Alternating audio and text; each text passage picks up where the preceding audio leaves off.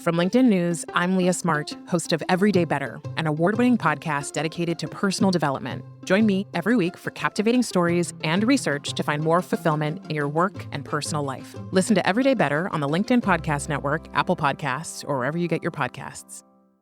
Did you know that small and medium businesses make up 98% of the global economy, but most B2B marketers still treat them as a one-size-fits-all? LinkedIn's Meet the SMB report reveals why that's a missed opportunity and how you can reach these fast-moving decision makers effectively. Learn more at linkedin.com/meet-the-SMB. Hello, my friend, and welcome to another exciting episode of Negotiate Anything. Thanks for joining us today. With over 10 million downloads and listeners from more than 180 different countries, it's dedicated listeners just like you who have made Negotiate Anything the #1 negotiation podcast in the world. I'm your host, Kwame Christian. I'm a business lawyer, mediator, author, and the proud CEO of the American Negotiation Institute.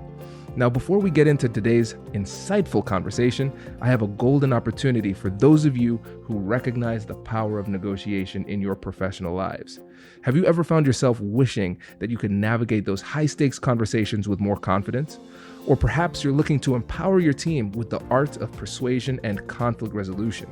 At the American Negotiation Institute, we've crafted specialized keynotes and workshops tailored for those very needs. We've transformed the negotiation skills of professionals worldwide, and we're eager to do the same for you.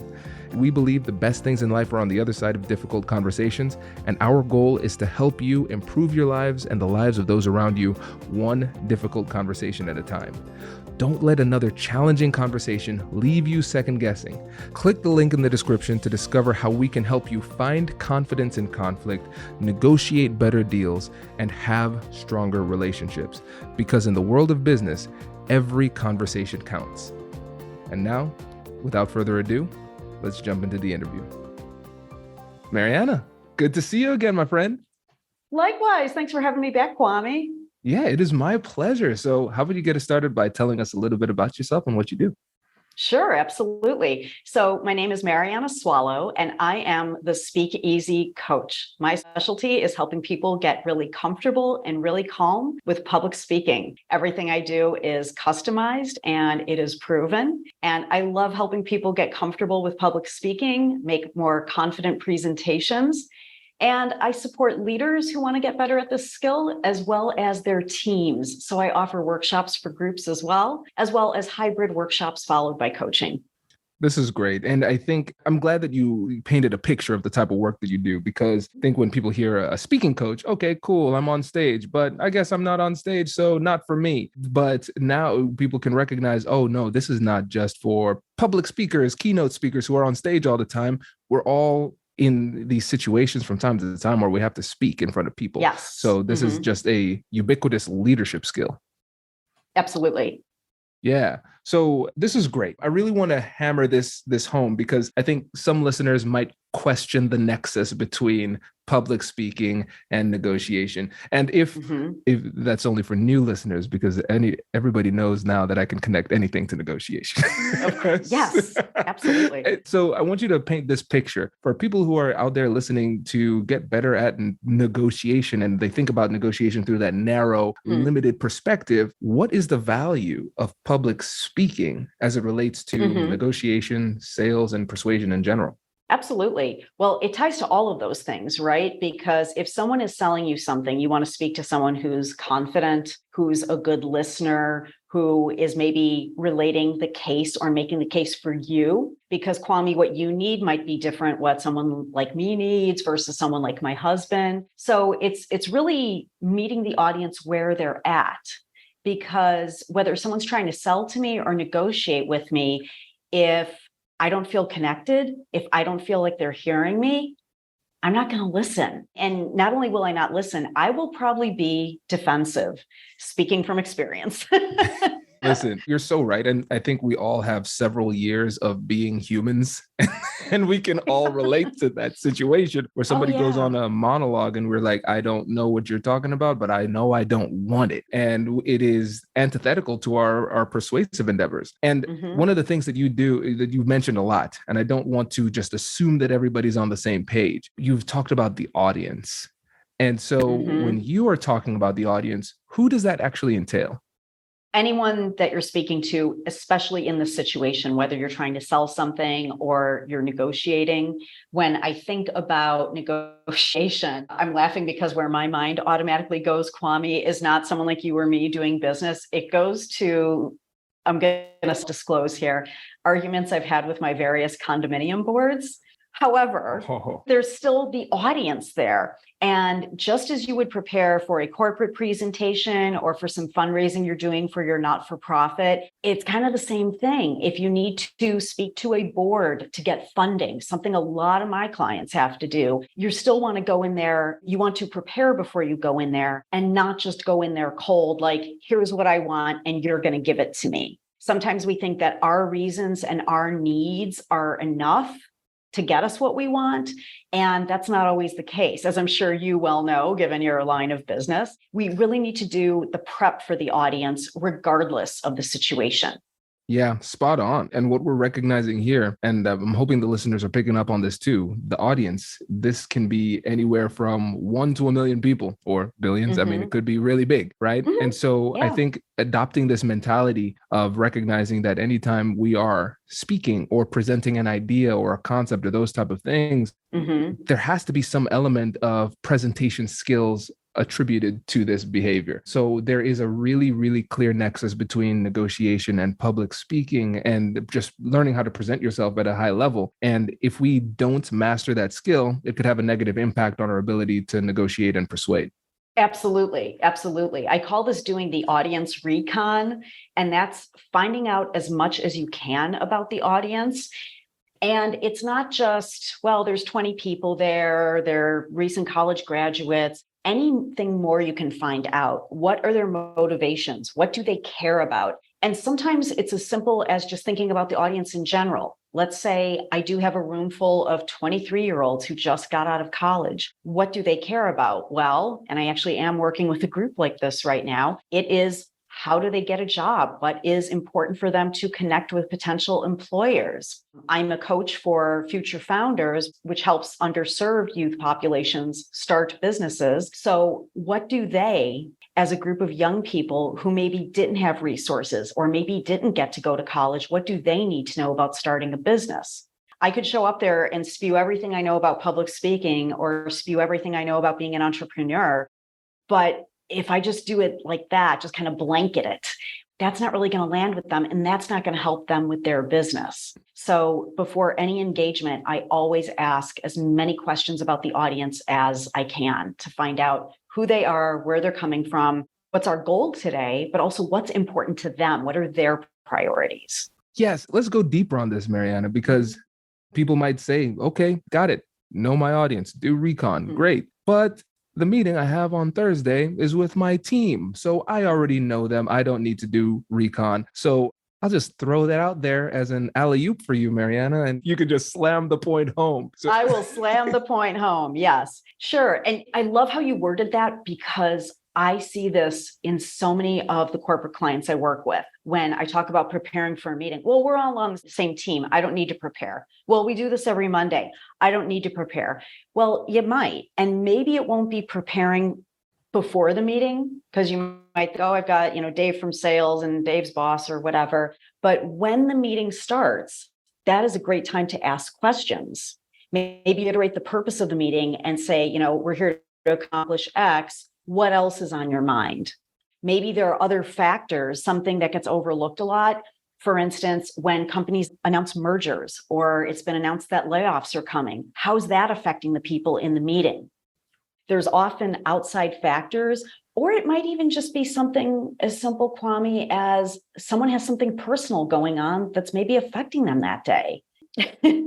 I'm laughing because this is the example I give in some of my workshops where I'll say the guy at the other end of the table, maybe he found out that morning his wife's leaving him. And It sounds like kind of a tongue in cheek, but these things happen where someone might have something going on that's distracting them. Or maybe even if it's not a personal thing, maybe someone on the team who's been part of this project from whatever, the last 6 months, this next piece doesn't apply to them and their time could be better spent doing something else. So that's why we need to have these conversations with what's on your mind. What's a priority for you today? What's important to you? Yes, this is so important. And it reminds me of hypothesis that I've heard about when it comes to traffic safety. So the majority of car accidents happen when you're in close proximity to your home. Two main reasons. First of all, most likely you're going to be in close proximity of your home. So yes, that's going to play a role into it. But also, oftentimes we let our guard down when we are close to home and we don't take it as seriously. And so with these everyday frequent types of interactions, we might just say, oh, I know, Marianna, we meet every Thursday, right? So no need to prep. I know my audience. But the reality is that as humans, we are living in a dynamic type of dimension here because it's not just the same person over and over and over again. It's the same person with different issues, different concerns and things like that. So we have to treat them with the respect we would anybody else. Yeah. And I love that, Kwame. And kind of building on to that, similar to your traffic safety analogy. And boy, can I just tell you, when you said that, I remembered every accident I've been in. And sure enough, it was all like within a mile of my house, no matter where I was living. But something I read about Madonna very early in her career was that she took an agenda to every meeting and prepared for every meeting, even if it wasn't her meeting. If the record executives wanted to talk to her, she'd write down what she wanted to talk about. And then also a business mentor of mine who I worked with years ago, even when it wasn't her meeting, she'd say, well, I have to hop off. I have this 2:00 coming on. And I need 5 minutes to prepare. So that's what I do now before every meeting, whether it's a rote, whether it's my check-in with my video editor, or it's brand new and I already wrote up the agenda, I still go and prepare, because by taking that time, we think about things we might not have thought of, but also I'm better prepared to meet my audience where they're at. And I can flex in the moment when I already know what's on my agenda. So flexing your audience is useful too. So useful and so easy to overlook. I think that's what the big takeaway is. We have to prepare, and we will be tempted not to because we might feel as though we're prepared, but feeling prepared does not always mean that you're actually prepared. It might just mean that we are operating off of our assumptions and not recognizing our vulnerabilities. That is the perfect way to put it, acting off of our assumptions. And honestly, Kwame, I think that's why I have this really great job that I do, because when people prepare presentations, what do? They think about the content, they type it up in PowerPoint, they don't rehearse it, they don't run through it, they don't think about the audience, and then they just get into that boardroom and go blah, blah, blah, blah, blah, because preparing it and then thinking about the content are two different things. Hello, my friends. Before we get back to today's episode, I want to ask you a question. Have you ever wondered how to elevate your team's negotiation game and how you can help the folks on your team have better, difficult conversations? At the American Negotiation Institute, we offer transformative keynotes and workshops tailored to empower professionals with top-tier negotiation and conflict resolution skills. Whether it's a keynote for your next event or hands-on training for your team, we've got you covered. Don't just negotiate. Master the art with the American Negotiation Institute. Click the link in the description to find out more. Elevate, negotiate, and succeed. Small and medium businesses don't have time to waste, and neither do marketers trying to reach them. On LinkedIn, more SMB decision makers are actively looking for new solutions to help them grow, whether it's software or financial services. Our Meet the SMB report breaks down how these businesses buy and what really influences their choices. Learn more at linkedin.com/meet-the-SMB. That's linkedin.com/meet-the-SMB. I think this is a great opportunity for us to talk about the word engagement. And earlier you were telling me about engaging people as the speaker, but also being mindful of engaging as a listener. So can you break down what you mean by that? By both parts? So let's start with the speaker. The speaker has to be engaging, meaning they are involving the audience. They are making this more of a conversation than a one-way stream of talking. A question I get a lot is, what's the difference between a presentation and facilitation? And even though I teach presentation skills or presentation workshops, what I really teach is facilitation. Presentation is one person speaking. Think about if you, Kwame, or listeners had the unfortunate college experience like I did, where you'd go into a class and I'm going to keep the nasty words out of my mouth, but the person at the front of the room would just stand there and lecture for an hour, blah, blah, blah, blah, blah, not asking us what we thought, not asking to check for understanding, not asking if we even liked the text we were reading. That's a presentation. One person talking. It's one-way communication. What I encourage my clients to do, and we'll tell everyone listening here to do, is you find a way to make this more of a conversation. For people who get really nervous presenting, that's a great way to relax yourself because you're having a back and forth. You're making eye contact, which connects you to the listener and shows them that you're listening. That's another way to be an engaged listener. But anything you can do to engage them, whether it's questions up top, like I gave you the example of, when you're in this regular Monday meeting, hey, what's going on with you guys today? Where's everyone's project at? Is there anything going on outside the project I should know about? With clients I have who are nervous once they get into a presentation situation, but they like connecting with people, I tell them, don't start your presentation right away, with your big slide or whatever. Start with, hey, how is everyone doing today? How was the drive-in? Or if you're on Zoom, how's everyone doing with Zoom?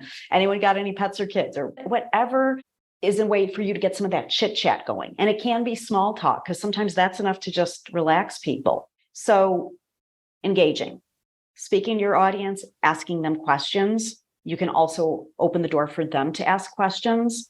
And then depending on your scenario, whether it's like an all-day meeting or a training or a workshop, you can work in other things such as icebreakers, brainstorming, interactive activities. All depends on what you want to achieve and how much time you have. But all these little things that make you more engaging, they create connection, and your audience knows that you're paying attention to them, you're involving them, they're more likely to buy in and listen to you. This is so good. And I think a lot of listeners are saying to themselves, this is so scary. Because when I think about those times where we might present just reading off of a PowerPoint slide, it's not just about the skills. A lot of times it's about fear.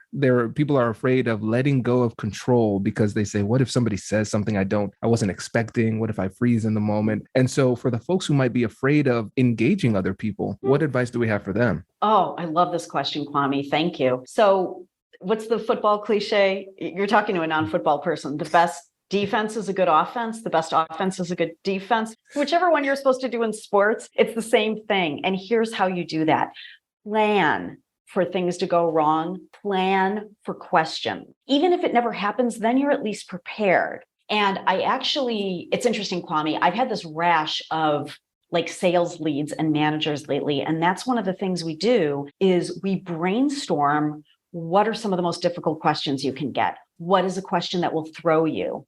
And what I find, and I'm not trying to paint it with a broad brush across all industries, but I think this happens to a lot of people where, let's say you sell widgets and you're an expert in widgets, but you go to present to a client and they ask you about the manufacturing. Well, you're not on the manufacturing side. You're the sales guy, right? So what if someone asks you about the manufacturing? Do you just freeze? Do you stammer? Do you go, I don't know? No, you prepare for that question. And let's say I am that salesperson who sells widgets. I might write out an answer ahead of time, such as, you know what, that's a great question. That is on the manufacturing side. And I know everything about the tool, but not how it's manufactured. Dave is on the manufacturing side. Can I get your number and I'll ask Dave to give you a call after today? So you prepare for the stuff that might happen. Even if it's just having some of those, I'm not the person to answer that, let me get back to you. It's always okay to say, let me get back to you, or I don't know. And Kwame, you're an expert. Something I've never understood about American corporate society is why do we expect everyone to know everything about whatever it is in their business and expect them to have an answer at the ready Now, like, what is that? I love how you're laughing.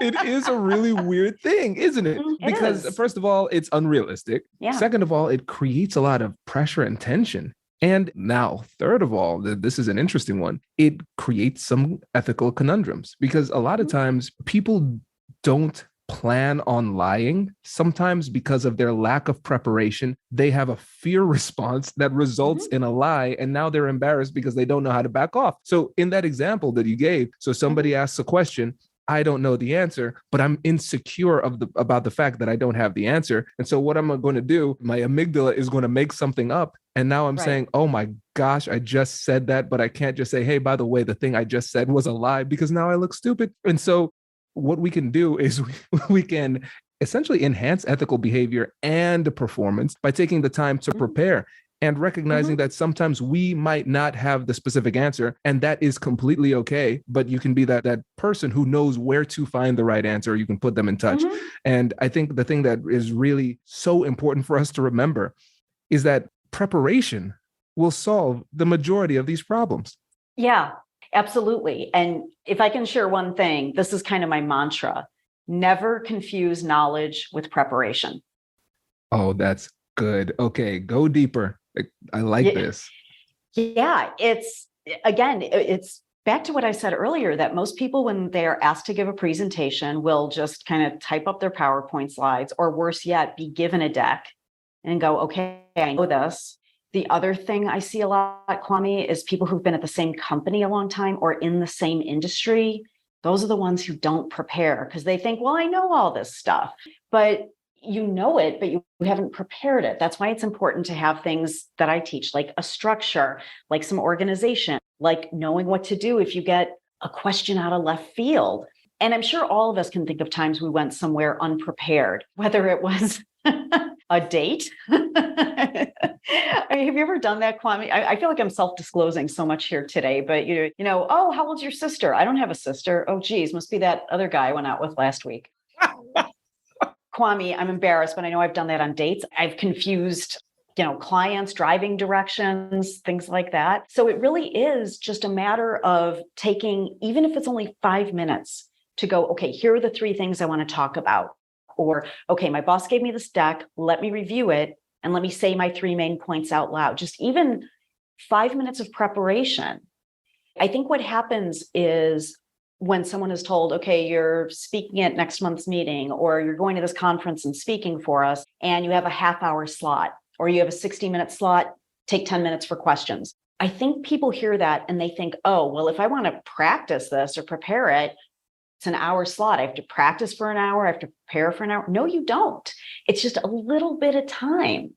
Athletes, actors, singers, we expect them to spend hours rehearsing and then come do their thing. But we don't give business people that same amount of space.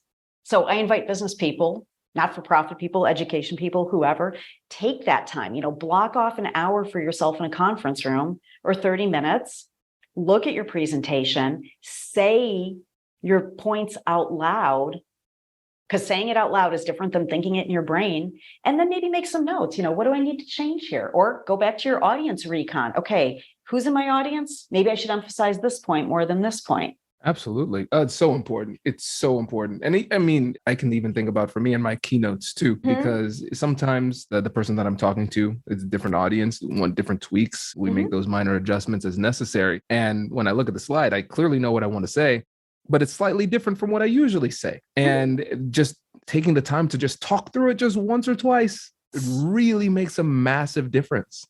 Yeah.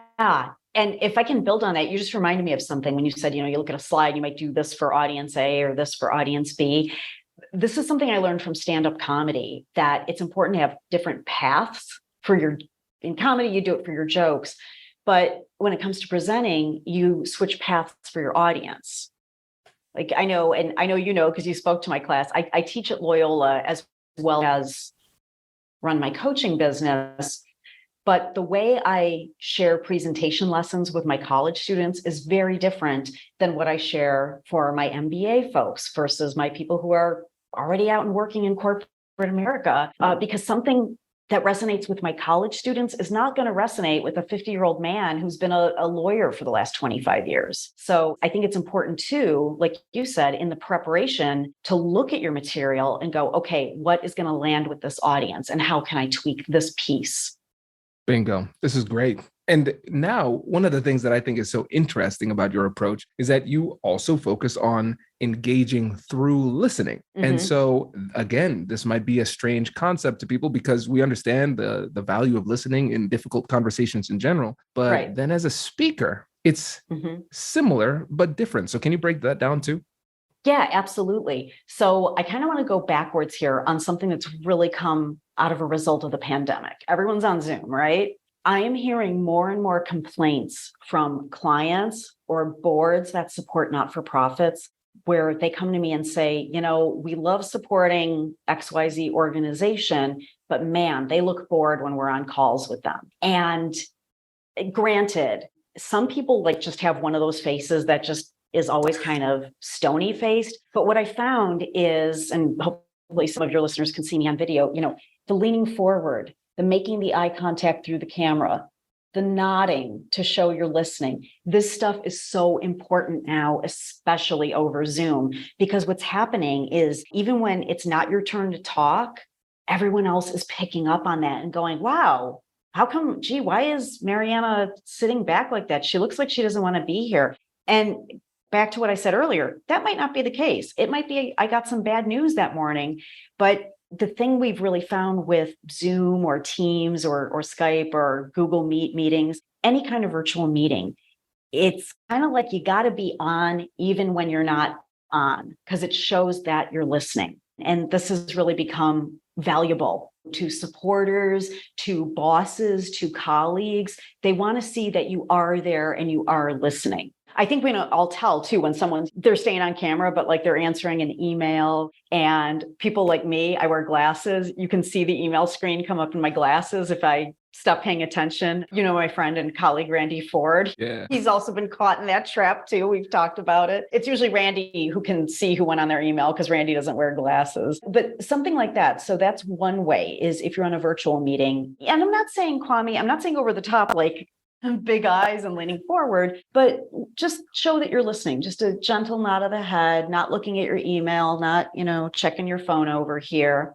So that's one thing that has really come about, is people want to see you're listening virtually. And it's very similar in person too. Show people you're listening, make the eye contact when you're listening, even if it's not your turn to speak, leaning forward. Another way to show you're listening, ask questions. Because if that speaker or whoever's leading the meeting, if they didn't listen to this podcast and they don't do the time or take the time to ask you, what's going on with you? How do you feel about this proposal? Whatever, feel free. And this is what I wish more meeting participants would do. Feel free to let your voice be heard and just, little polite interjection, raise your hand, Kwame, excuse me, I know you're talking about XYZ for the summer meeting, but I think it's really important that we put employee recognition in here. Can we talk about that? So letting your voice be heard and asking questions is another way to show that you're there, you're listening, you're participating, and you're with them. I love this. It's so critical, Marianna. It's so critical. But again, people often overlook it because we might not have been aware of the value of this skill. But also, it can be kind of scary because there might be times where somebody disengages and then you say, okay, maybe I should re-engage them with a question. But what if they disengage because they hate this and they hate me? If I ask them, then they'll tell everybody and and it can become really scary. So we have to blend that mindset and skill set too, because now we have an idea of how to re-engage people. But then also we have to talk about being willing to re-engage people too. Sure. And so for people who might be afraid, what advice do you have for them to kind of relinquish control and ask more questions? Oh, you're good. You're good. Thanks. So two sides of that coin. I would say maybe re-engage them with one more question. And it can just even be a simple acknowledgement, maybe not even a question, something like, Kwame, I've noticed that you haven't shared any of your ideas during brainstorming. Is there something you'd like to share? The flip side of that coin is if they say no, or they clearly are really checked out, they don't want to participate, you don't know what's going on with them, go ahead and drop it. Because as I will, again, self-disclose, when I was a novice trainer many, many moons ago. And this is true for many novice teachers, novice trainers. We want people to like us and we want everyone to be on board. So we end up kind of catering to everyone in the room. And the person who is ignoring us, who's shutting us down, who maybe doesn't like us or is maybe just having a crappy day, they'll tend to withdraw, and the novice trainer will constantly check in with them, constantly ask them to participate, constantly go over and look at what they're doing on their desk. And the truth of the matter is, yes, maybe try and re-engage people, but after maybe one attempt, maybe two, maybe I wouldn't push it. Know when it's okay to drop the rope, because any of this advice I'm sharing, this is how I feel about business advice. Do you have to do this 100% of the time? No. Take what works, throw the rest of it out of the window. Yeah, I think that's brilliant advice, because especially when you give the example of somebody going through something, maybe their kid is sick, like you said, maybe they're going through a breakup. Unless you are a healer of some sort with your words, you can't solve my problem, right? And it's not about you too, because a lot of times as speakers, we can take everything personally. This person's disengaged. This person is sleeping. Am I that boring? Oh my gosh, right? But again, a lot of times it's not about us. Yeah, and I want to hit on something you just said. You said, oh, am I that boring? Something I see, and it's not even just novices, I've seen novices and experienced, maybe not expert people do, is they'll see someone yawning and they'll make a comment like, am I that boring? Or like, oh, maybe you need a nap. When someone does have something going on, don't call attention to it. Don't make it about you. Like, sorry, I'm boring, folks. I've seen so much of that. First of all, it's natural to yawn. Our brains need it. It gives us oxygen. But anything like that, calling attention to the person, it's not professional. And yeah, they might have something else going on. You've got other people in the room. Focus on what's giving you the good stuff and just do your best. That's all you can do as a speaker, Bingo. Yeah. And sometimes you can make it very awkward for people, because the person who's in front of the room, they have more authority than they might feel that they have. So for example, you might be up in front of the room, and everybody has their own insecurities. I'm afraid of being boring. I'm afraid of being whatever. Right. And so then when you you call somebody out on it, it seems from your perspective, we're more on an even playing field, or maybe I feel like I'm playing behind because I'm trying really hard and this is a scary situation. But for them looking at you, you have the bully pulpit. You're in front of everybody. You have some authority, and now you're picking on people. It could really, really go very sideways very quickly. Yeah. Agreed. Yeah. Oh, this is good. So much to explore. And I appreciate this, because this is your second time on the podcast, and we are batting 100% here. So I appreciate you coming on the show. And before you go, remind the listeners again about your program and how people can work with you. Absolutely. So I am the Speak Easy coach. I help you speak with confidence. And my keynote program, it's not keynote. I have a keynote speech. My signature speech is what happens when you don't get to SNL. But my mastery program is the Speak with Confidence Mastery program. That's my most popular program. And if you want to find me, I am at mariannaswallow.com. I'm also on LinkedIn, Marianna Swallow. Thanks, Kwame. It's been great to be here. My pleasure. Great to have you back. Thanks so much. Awesome. Congratulations, you've just joined an elite club. By listening to a full episode, you're now officially on the Negotiate Anything team. So welcome aboard. What most team members do is they subscribe to the podcast, because that allows them to automatically get the latest episodes of the show. The best things in life lie on the other side of difficult conversations. Keep learning, keep practicing, and keep getting better.